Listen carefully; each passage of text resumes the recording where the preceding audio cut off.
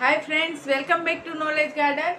આજે આપણે ધોરણ 10 વિજ્ઞાનની બ્લુપ્રિન્ટ જોશું. આ બ્લુપ્રિન્ટની અંદર આપણે જોશું કે કયા કયા વિભાગ કેટલા માર્ક્સના છે, એમાંથી કયા પાઠ પૂછાય છે અને દરેક પ્રકરણના કેટલા પ્રશ્ન હશે એ પણ આપણે માહિતી લેશું. તો જોઈએ આપણે વિજ્ઞાનની બ્લુપ્રિન્ટ. વિભાગ એ બી સી ડી 4 વિભાગ હશે, જેમાં વિભાગ એ છે એ 24 માર્ક્સનો હશે. વિભાગ બી 18 માર્ક્સનો હશે, તેમાંથી 13 પ્રશ્ન હશે ને 13 માંથી તમારે કોઈ પણ 9 પ્રશ્ન લખવાના હશે. વિભાગ સી પણ 18 માર્ક્સનો હશે, એમાં 9 ક્વેશ્ચન હશે અને 9 માંથી તમારે 6 પ્રશ્નના જવાબ લખવાના હશે. એટલે 6 તેરી 18, એક પ્રશ્નની વેલ્યુ 3 માર્ક્સની હશે. વિભાગ બી ની અંદર એક પ્રશ્નની વેલ્યુ 2 માર્ક્સની હશે. પછી વિભાગ ડી 20 માર્ક્સનો હશે, જેની અંદર તમને 8 પ્રશ્ન હશે અને 8 માંથી તમારે કોઈ પણ 5 પ્રશ્ન લખવાના હશે. દરેક પ્રશ્નની વેલ્યુ 4 માર્ક્સની હશે. આવી રીતે 24 + 18 + 18 + 20 એટલે કે 80 માર્ક્સનો પેપર થશે. હવે વાત થાય છે કે કયા પ્રકરણમાંથી પૂછાશે. તો જુઓ, વિભાગ એ છે એની અંદર તો પહેલી પરીક્ષામાં જેટલા પણ પ્રકરણ આવવાના છે એ બધે જ પૂછાશે.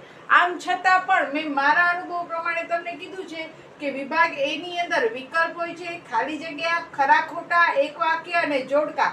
તો કયા પાઠમાંથી વિકલ્પ, ખરા ખોટા, ખાલી જગ્યા જોવા મળે છે? તો વિકલ્પ છે મોસ્ટ ઓફ તમને 2, 3, 5, 9 અને 10માં પ્રકરણમાંથી પૂછાય છે. ખાલી જગ્યા છે તમને બીજો, ત્રીજો, પાંચમો, 9, 10 અને 13 માંથી પૂછાય છે. ખરા ખોટા છે એ તમને પ્રકરણ 3, 5, 6, 9 અને 10 માંથી, અને એક વાક્ય છે એ તમને પ્રકરણ 1, 6, 9, 10 અને 13 માંથી, અને જોડકા એ માત્ર 5મો, 6ઠો અને 13મા પ્રકરણમાંથી જ પૂછાતા હોય છે. તો આ રીતે તમે જો તૈયારી કરો કે વિકલ્પ છે આ જ પ્રકરણના વધારે વાંચો, ખાલી જગ્યા આ પ્રકરણની વધારે વાંચો, તો તમે બને એટલા વધુ માર્ક્સ છે સ્કોર કરી શકો છો. તો આ પ્રકરણ પ્રમાણે જો તમે તૈયારી કરો તો તમને વિભાગ એ ની અંદર પણ 24 માર્ક્સ પૂરા મળે. પછી વાત આવે છે વિભાગ બી ની. વિભાગ બી માં કયા કયા પ્રકરણ પૂછાય છે? તો પ્રકરણ 1, 2, 3, 5, 9 અને 10.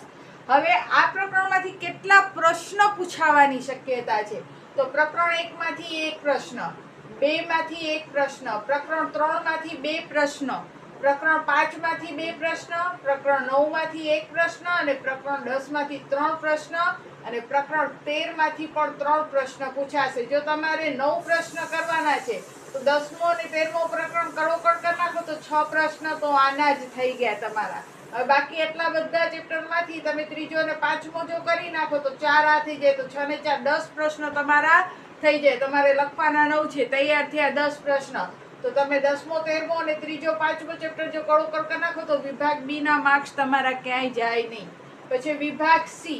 વિભાગ સી ની અંદર તમને 1, 3, 6 અને 9 આટલા જ ચેપ્ટર પૂછાશે, 4 ચેપ્ટર પૂછાશે.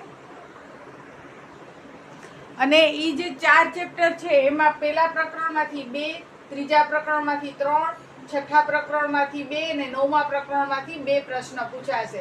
અહીંયા તમારે 6 જ પ્રશ્ન લખવાના છે. તો તમને તમારા સિલેક્ટેડ એટલે કે તમને જે પ્રકરણ વધારે ફાવે છે એ પ્રકરણ પસંદ કરી અને એમાંથી તમે 6 પ્રશ્ન કરી શકો છો.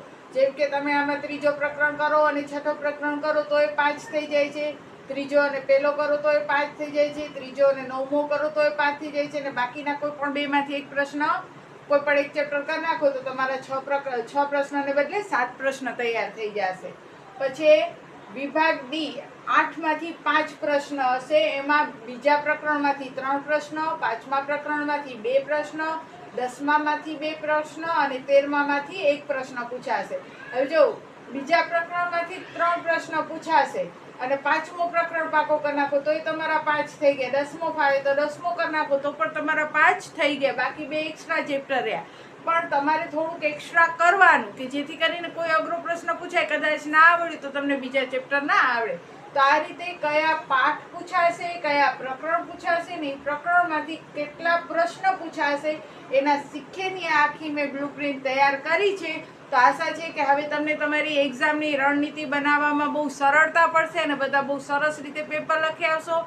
નેક્સ્ટ વિડીયોમાં હું તમને આ બ્લુપ્રિન્ટ પ્રમાણે જ બોર્ડ દ્વારા જે નમૂનાનો પેપર જાહેર કરવામાં આવ્યો છે એ પણ સોલ્યુશન સાથે આખો દેખાડીશ. ત્યાં સુધી બધાને જય હિન્દ, જય ભારત. સૌ ભણે, સૌ આગળ વધે. બધાને બેસ્ટ ઓફ લક.